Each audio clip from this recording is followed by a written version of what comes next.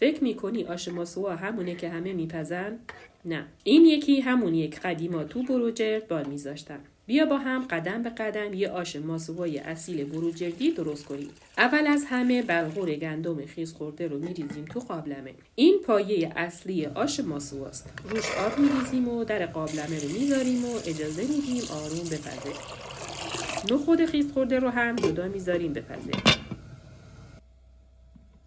بعد از نیم ساعت در رو که باز میکنی بلغور حسابی جون گرفته و لعاب داده. یه همه درست حسابی میزنیم. نخود از قبل پخته رو اضافه میکنیم و دوباره هم میزنیم و در قابلمه رو میذاریم و اجازه میدیم نیم ساعت دیگه بپزه.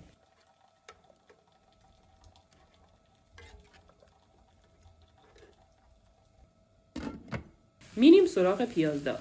پیاز خلالی، یکم روغن، فقط در حدی که طلایی بشه.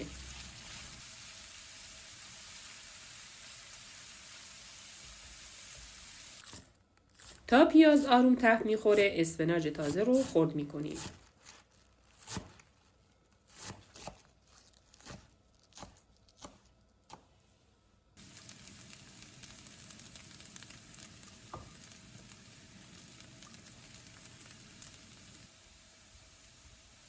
حالا زردچوبه،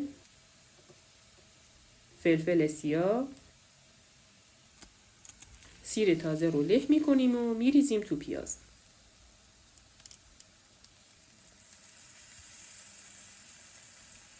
همینجا بوش میپیچه تو خونه.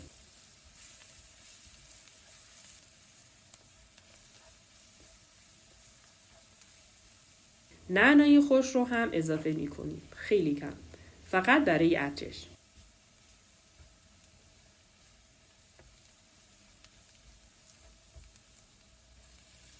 اسفناج خوش شده هم میره تو تابه.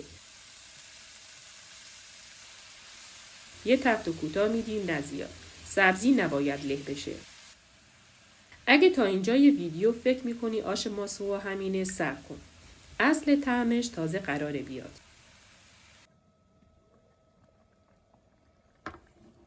پیاز داغ و اسفناج رو میریزیم تو آش و یه همه آروم میزنیم تا همه چی یکی بشه. اگه دوست داری دستورهای محلی و سنتی بیشتری ببینی حتما کانال رو سابسکرایب کن. این طعم‌ها نباید فراموش بشن.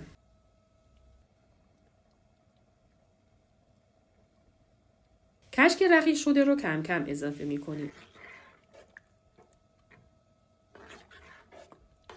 اینجا همون جاییه که آش ماسوا نرم و مخملی میشه. نمک رو اندازه میکنیم و میذاریم آش چند دقیقه دیگه آروم غل بزنه و جا بیفته. اگه این آش تو خونه شما هم خاطر است یا اولین بار اسمشو میشنوی تو کامنت ها برام بنویس. این هم آش ماسوای بروجه. غلیظ، ساده و دقیقاً همون طوری که قدیما میپختن.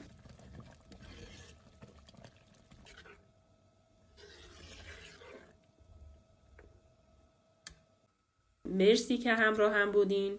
تا ویدیوی بعدی دلتون شاد و غذاتون خوش‌طعم.